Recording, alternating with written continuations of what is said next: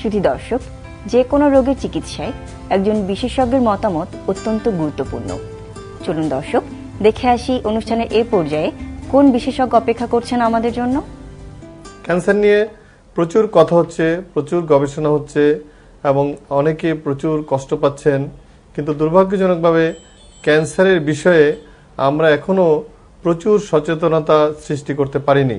তো আমি প্রথমে কতগুলো কথা বলবো যে আসলে আমরা কিভাবে চিন্তা করব যে একটা ক্যান্সার আমার বা কোনো কারো শরীরে বাসা বাঁধছে।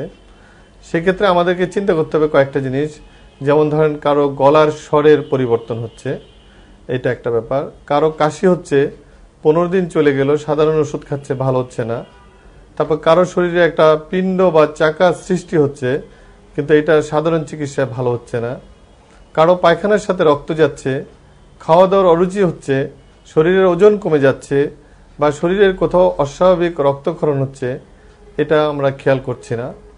আর একটা ব্যাপার হচ্ছে শরীরে আমাদের আঁচিল থাকে অনেক, দেখা গেল একটা আঁচিল হঠাৎ করে বেড়ে যাচ্ছে এবং ওই আঁচিলটাতে চুলকানি হচ্ছে বা ওইটা থেকে ব্লিডিং হচ্ছে, এটাও কিন্তু ক্যান্সারের একটা পূর্ব লক্ষণ।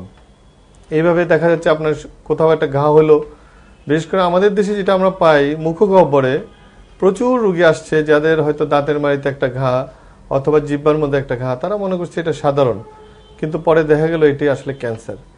তো আমরা বলতে চাচ্ছি আসলে যে কোনো সমস্যাই মানুষের শরীরে আসুক না কেন অসুখ হিসেবে, এটা যখন সাধারণ চিকিৎসায় ভালো হবে না, এটা যখন জটিলতার মধ্যে চলে আসবে, তখন একবার হলো ভাবতে হবে এটা ক্যান্সার কিনা। বায়োপসি করলে রোগ ছড়ায় যাবে, এই ভ্রান্ত ধারণার বশবর্তী হয়ে আমাদের প্রচুর রোগী এবং প্রচুর জনগোষ্ঠী বায়োপসিটা করে না, কিন্তু দুর্ভাগ্যবশত যখন তার রোগটা বেড়ে যায় তখন আর বায়োপসি করে লাভও হয় না।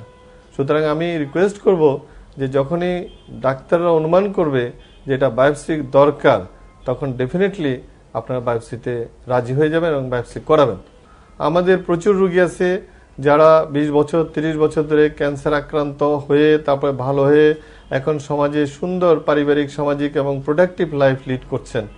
সুতরাং আমি মনে করি যে ক্যান্সার আতঙ্কে না ভুগে ক্যান্সারের আর্লি ডিটেকশনের মাধ্যমে যদি চিকিৎসা করা যায়, তাহলে 30% ক্যান্সার পেশেন্টকে সম্পূর্ণ ভালো করা যায়, 30 থেকে 40%-এর রোগটাকে নিয়ন্ত্রণে রাখা যায়, আর 30 থেকে 40%-এর রোগের কষ্ট কমানো যায়। তো সেক্ষেত্রে আর্লি ডিটেকশন এবং সঠিক চিকিৎসা নির্বাচন করাটা আসলে একটা জরুরি ব্যাপার। আমরা যখন অপারেশন করতে বলি তখন রোগীরা বলেন যে না, আমি অপারেশন ছাড়া আর কোনো ব্যবস্থা আছে কিনা, কেমোথেরাপি দেন, এইটা ছাড়া আর কোনো ব্যবস্থা আছে কিনা, রেডিওথেরাপি দেন, এইটা ছাড়া আর কোনো ব্যবস্থা আছে কিনা। কেন? এই রেডিওথেরাপি দিলে এই সমস্যা হবে, আমি জ্বলে যাব, এটা ইলেকট্রিকের হিট, কেমোথেরাপি দিলে আমার চুল পড়ে যাবে, অপারেশন করলে রোগটা ছড়ায় যাবে। এটা সম্পূর্ণ ভ্রান্ত ধারণা। কিন্তু এই ভ্রান্ত ধারণাকে পুঁজি করে আমাদের বাংলাদেশে বা দুনিয়ার অনেক দেশেই অনেকগুলো অপচিকিৎসায় রোগীরা আক্রান্ত হচ্ছে। অনেক সময় দেখা যাচ্ছে, আমি ঠিক নাম উল্লেখ করতে চাই না, বিভিন্ন ধরনের অপ্রচলিত চিকিৎসার কাছে রোগীরা চলে যাচ্ছে। তারা স্বপ্নের ওষুধ খাচ্ছে, তারা তাবিজ নিচ্ছে, তারা বিভিন্ন রকমের চিকিৎসা নিচ্ছে, যেটা আয়ুর্বেদিক, কবিরাজি ইত্যাদি ইত্যাদি বিভিন্ন ট্রেডিশনাল চিকিৎসা নিচ্ছে। কিন্তু ফলে হচ্ছে কি, দেখা গেল একটা রোগী স্টেজ 1-এ আমাদের কাছে আসলো, আমি বললাম কেমোথেরাপি নেন, না আমি কেমোথেরাপি নেব না, আমার চুল পড়ে যাবে, তো চলে গেল কোথায়। তারপর 3-4 মাস পরে আসলো, এসে তখন দেখা গেল স্টেজ 1-এর পেশেন্ট স্টেজ 4-এ আসলো, তখন আমাদের কিছু করার থাকে না। এই যে কেমোথেরাপি নিয়ে সবাই ভয় পায়, কেমোথেরাপি দিলে কি হয়? কেমোথেরাপিতে আসলে রোগীর ক্যান্সার কোষগুলোকে আমরা যখন ধ্বংস করি, পাশাপাশি নর্মাল কোষগুলো ধ্বংস হয়। এই নর্মাল কোষগুলো ধ্বংস হওয়ার জন্য কিছু পার্শ্ব প্রতিক্রিয়া হয়, যেমন চুল পড়ে যায়, রক্ত কোষগুলো ভেঙে যায়, যেমন ধরেন একটু কারো কারো পাতলা পায়খানা হয়, কারো কারো বমি হয়, কেউ খেতে পারে না। এই যে একটা সমস্যা, এটা কিন্তু টেম্পোরারি। এই টেম্পোরারি সমস্যার জন্য হয় কি, আপনার টেম্পোরারি সমস্যার জন্য রোগীরা ভয় পেয়ে যায়, ভয় পেয়ে বলে যে আমি কেমোথেরাপি নিব না। কিন্তু আসলে কেমোথেরাপি দিয়ে রোগ অনেক ক্ষেত্রে কিউর করা যায়, অনেক ক্ষেত্রে কন্ট্রোল করা যায়, এবং এই প্রবলেমগুলো টেম্পোরারি, এগুলো একেবারে পার্মানেন্ট কিছু না। আবার আসেন রেডিওথেরাপি। রেডিওথেরাপিও যখনই আমরা দিতে যাই তখন রোগীরা বলে এটা তো কারেন্টের হিট। এটা আসলে কারেন্টের হিট বলে কোনো চিকিৎসা আসলে নাই।